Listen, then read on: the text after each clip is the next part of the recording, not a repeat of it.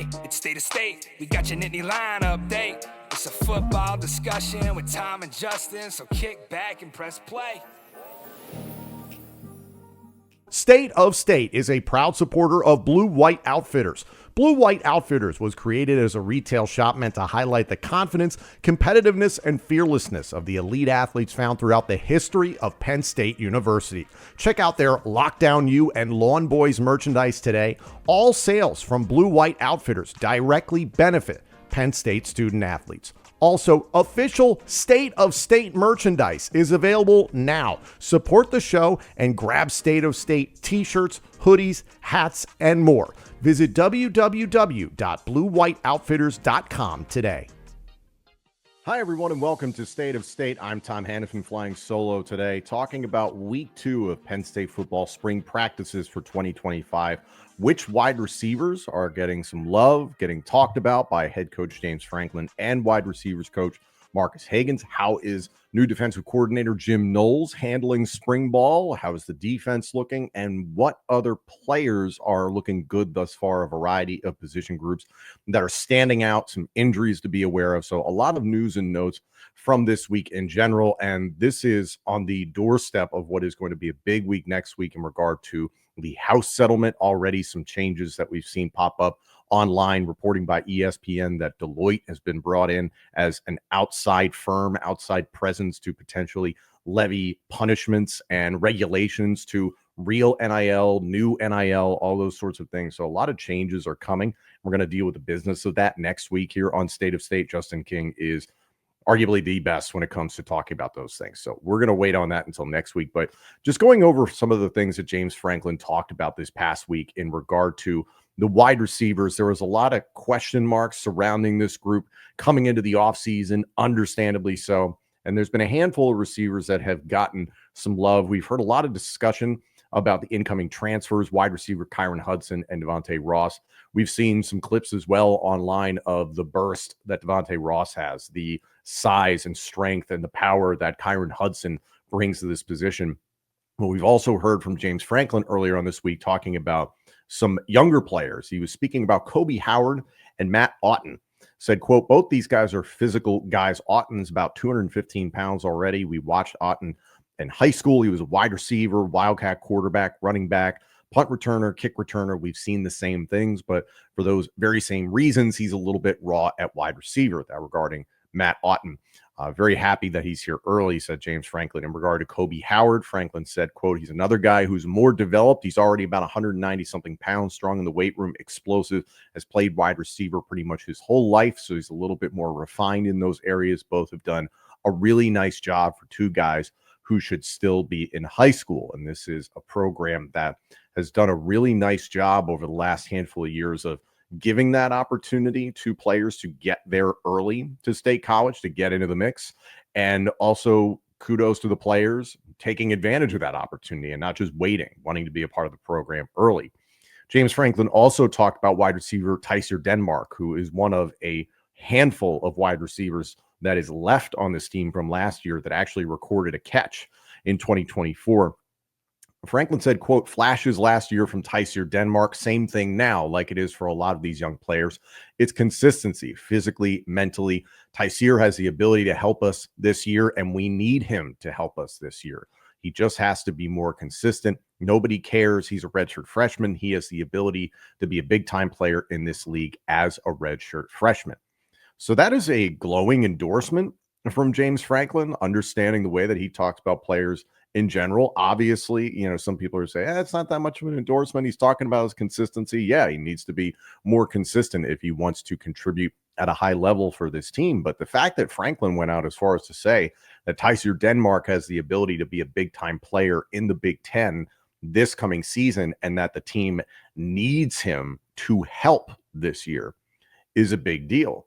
And I think the thing that you read between the tea leaves, read between the lines a little bit when it comes to James Franklin and some of the things that he says. It's not necessarily the players that he does mention. It's the players he doesn't mention. In that, in this entire spring practice period, winter workouts, we've heard about Kyron Hudson and we've heard about Devontae Ross, mostly because their incoming transfers and the departure of Harrison Wallace III and Amari Evans has left a void. And a lot of people, understandably so, are pointing towards Hudson and Ross. They get traction in the news, all that sort of thing. But there's a lot of wide receivers that you're just not hearing about. Hearing about Tyser Denmark, Matt Auten, and Kobe Howard is encouraging because they are so young. You've not heard much about Liam Clifford. Very little about Caden Saunders. Very little about Anthony Ivy. Very little about Josiah Brown. Next to nothing, to my knowledge, about Logan Cunningham, Ethan Black. Peter Gonzalez is a name that's popped up, and we are friends of Peter Gonzalez here on the show. We've had him on in the past. Justin King is a working relationship with him through LIG Sports Group, so we think very highly of Peter's game in general, and he's on a road to recovery after last year suffering an injury.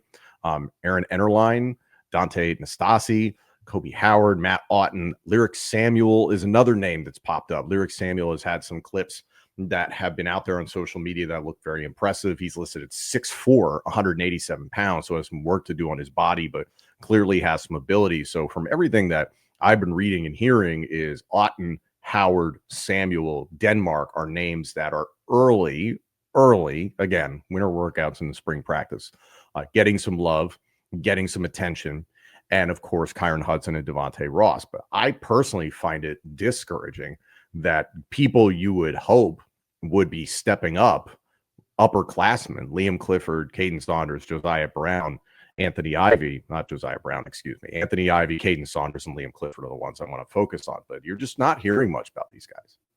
And it does give you the understanding, or at least the impression, that you're going to see more competition this year. Now, granted, when we hear the words, oh, there's going to be competition at the wide receiver position, well, we hear that all the time.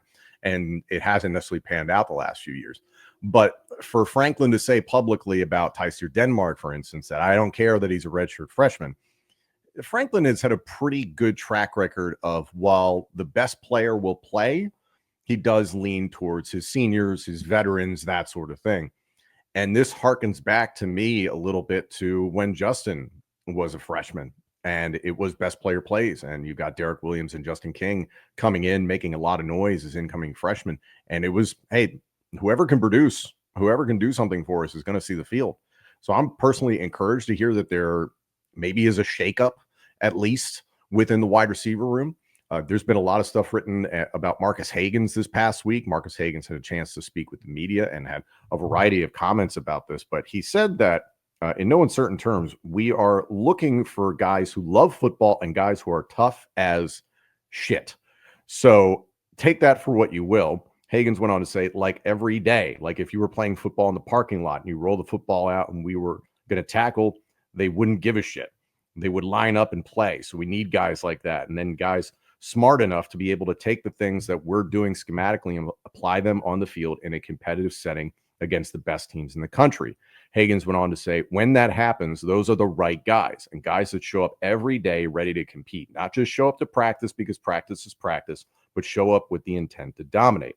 Hagans also talked about Pat Kraft's recent comments about understanding that we need help at the wide receiver position. We either need to go get those guys or those guys within the building need to step up. Hagan said, I don't disagree with that. I love the guys that we have, but the ultimate thing is to always constantly get better anyway. That's nothing that the guys in the room would shy away from or feel a certain way about hearing. That's recruiting. My job is to bring the best guys in the country and then replace the guys that are here. And their job is to make sure it doesn't happen. If we build that year after year, we'll have a room for guys that will become elite and be the best in the country. So I don't disagree with Pat Kraft. I've said this a number of times before because Hagans has come under fire for the shortcomings of the wide receiver room. And part of that is warranted. He is the wide receivers coach. He's going into his third season now as the wide receiver coach. Was installed in the offseason, I believe. It was the lead into the 2023 season. Was under Mike Yurcich, now under Andy Kotelnicki. Some change, of course, getting his feet wet in that first year, understanding you have to work with the room you're given and slowly having an imprint on the wide receivers as time goes by. The thing I stick to, and I know not everybody agrees with this, is that if he was underperforming in the eyes of James Franklin and the rest of the coaching staff, Marcus Hagans wouldn't be here anymore. This isn't a stupid Penn State football staff. This isn't just well, that's our guy and we're going to stick with him no matter what, that sort of thing. I feel like Hagan's either has had issues with trying to get the most out of his guys because the personnel just didn't have the capability of getting where this team needed them to get to. And also, I think he's been somebody at the mercy of two different offensive coordinators. So you're going with the flow. Any line of work, your boss tells you to do X, you do it. That's how this world works. So I think Marcus Hagan's hearing the tone in which he spoke earlier on this week. I think it's a guy who's definitely heard the outside noise and is fed up and is going to raise the standard for these wide receivers. And hopefully we see some results. Again, it's way too early to tell. You might glean a little bit more here in spring practices and whatever the blue-white game is. And again, that won't be televised on April 26th, but people will still be able to attend the game in Happy Valley, and it'll be a different version of the game than we've seen in years past. But listen to the names that are being spoken and the names that are not being spoken and the general tone. I think that's very important from this coaching staff. In regard to some of the other comments that James Franklin had earlier on this week, sticking with the offense, I thought it was interesting. He said it's been really competitive at running back. We're going to play 3 running backs. There's a battle for that third spot. That third guy also needs to have a huge impact on special teams. So we all know Nick Singleton and Katron Allen, 1 and 2. Injuries last year for Quentin Martin Jr. and Cam Wallace. You got to see Corey Smith, speed demon, very young player, still working on his body. Tyke Hayes is somebody that Justin has talked about on this show and somebody that could really elevate and potentially see the field this year. But again, it's got to be somebody that contributes on special teams. So I thought that was very interesting because, again, coming back to the wide receivers, there's been so much discussion of, okay, where will those 100-plus catches from Tyler Warren last year go this year? And James Franklin's made it very clear. It's not necessarily just going to go to wide receivers. It's going to go to the best available player, the person who can make the most of those touches. So is that Luke Reynolds, who appears to be emerging as at least the primary receiving threat at tight end? I continue to see more clips of him on social media, and it just looks like this is the guy. But things have to play out. Khalil Dinkins is obviously in that mix, and a number of young, talented tight ends that we've seen sparingly here and there. But hearing that, okay, there's going to be a battle for that third running back spot, and we're going to play 3 running backs, tells me that at least one of them is going to have a significant role in the passing game. Is that more Nick Singleton? That's not really been Katron Allen's game the last few years here at Penn State. Is that an expanded role for Katron Allen in that respect? Or is that third running back going to be expected to be a Swiss Army knife or leaning more towards an asset in the passing game? So I think that's something to keep an eye on for Penn State football fans. Speaking about quarterback, the maturation of Drew Aller has come up a lot. Sounds like Drew Aller continues to work, and he has the benefit this year of having Trace McSorley as an offensive analyst. And James Franklin said, quote, "Trace McSorley is a special guy to me, special to Penn State, our history, our tradition. He chased his dream as long as it made sense for him in the NFL. We had talked a few years ago of wanting him to coach after the NFL was over.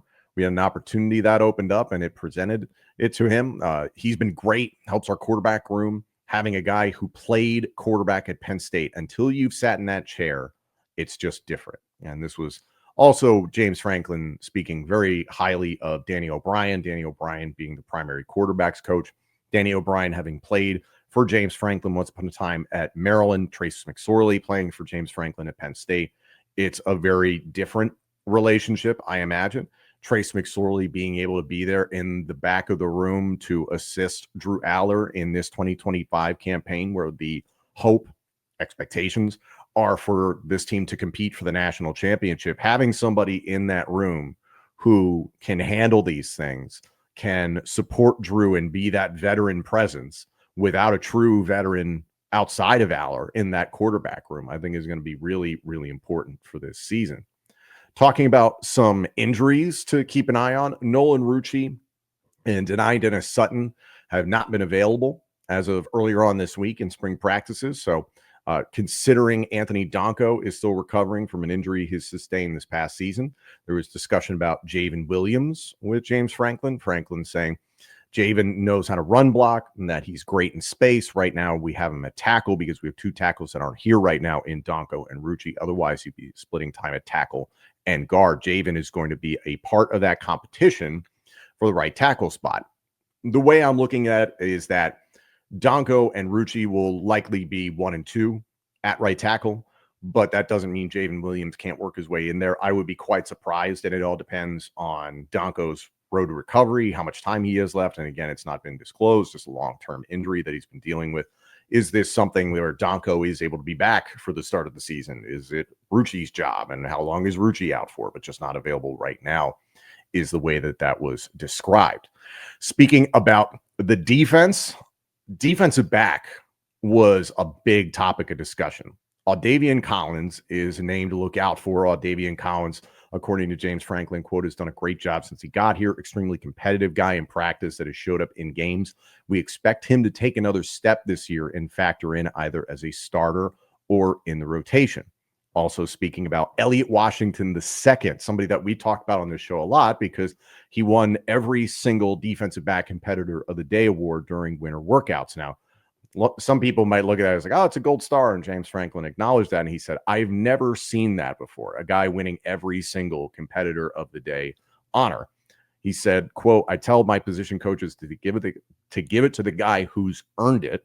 Super explosive is Washington. Maybe the most explosive person on our team, has maybe the most horsepower, a lot of excitement in the building around Elliott Washington II.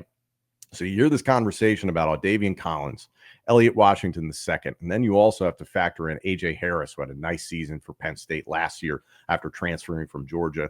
Zion Tracy in the mix. Remember, Cam Miller has departed. Jalen Kimber really helped his draft stock by running roughly a 4.3 40 at his pro day in State College very recently, so hats off to him. Not to forget Antoine Belgrave Shorter. This is a secondary, at least a defensive back or a corner specifically, that it really sounds like they can go 3 or 4 deep. And this might be one of the better defensive back / cornerback rooms specifically that Penn State has seen in a long time. So it just feels like things are shaping up nicely for Terry Smith and especially Jim Knowles. Speaking of Jim Knowles, James Franklin talked about the new defensive coordinator, said, quote, he's a man of few words, makes the points he needs to make. He is thorough and detailed with film, lets the coaches coach, sees it all, has a very good understanding of how he wants it to look. Very impressed with how it's gone so far with Knowles. All seems to be going very, very well. Practices have been very competitive on both sides of the ball. And that's something we've talked about in the past year on this show, is there's instances in the offseason, whether it's August or February, it doesn't matter. It just all tends to change, where the offense can be ahead of the defense. The defense can be ahead of the offense. And to hear that there's relative balance with that, and it's just very competitive on both sides of the ball at this point in time in April, is very, very encouraging. One of the things that came up that I think was interesting, Dan Connor was unofficially the linebackers coach last year. That was pretty well understood. He's now officially the linebackers coach in 2025. James Franklin said earlier on this week, Tom Allen was more hands-on with the linebackers last year, so he hovered around that group maybe more than others, but not a whole lot different role for Dan Connor this year than last. I think that does lend itself to explaining a few things in regard to maybe Kobe King and the way that he played last year. Not that it was bad by any means, but there were certainly elements here and there where you could possibly understand some friction with Tom Allen and the linebackers. And this is a bit of position that hasn't exactly met the lofty standards of, quote, linebacker you for a little while. And that's not to speak down about the ability of the players in the room. You have a lot of players that just have to get the experience so that they can go out and prove themselves. But Tony Rojas and Dom DeLuca jump out as those guys in a 4-2-5 base defense who are going to be holding things down at linebacker this coming year. Keon Wiley, Tamir Robinson, a lot of different players that are going to be able to cycle in there. Anthony Specca is somebody that Penn State has been very excited about here. And you're hearing James Franklin use more and more of the terms of like, we need this person to help us this year in a variety of positions. So I think you're going to see some change, and guys further down the depth chart get more and more experience here in the offseason naturally, but you're going to see more of them actually play meaningful snaps on Saturdays once we get into the fall. I think that's that's what Penn State is working towards, because as much as you're putting all your chips to the center, hoping to win a national championship or at least make the playoff in 2025, thinking about those years down the road, what those position groups have to look like. But right now, the general feedback sounds like the cornerback room is very, very deep, very talented. It sounds like the wide receiver competition is real, and not that it hasn't been real in the past, but I say that in a way in that a new fire has been lit under this room, and it sounds like Marcus Hagans is dialing up the pressure, James Franklin, Andy Kotelnicki, etc. There just has to be more. What happened last year was unacceptable. So it sounds like spring practice is going pretty well so far this point in the year. Got to see how things progress over the next few weeks. And again, the blue-white game is April 26th. But there's certainly going to be some changes just in the general structure of college football and how Penn State navigates the future coming up next week. April 8th is when the House settlement is going to come down.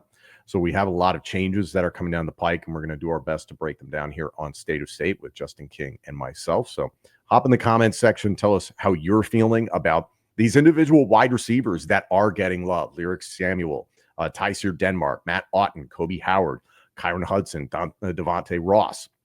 A lot of players, the last two, Ross and Hudson, people expected. The other ones, I think Denmark was expected, but the other players, it's like, oh, okay, this is great to hear some young guys are standing out at this point in the year. Again, it's spring practices. There's a lot of time that has to go by between now and August and the formal training camp. But at least right now, it sounds like there's a shift in tone for that position group that is desperately needed.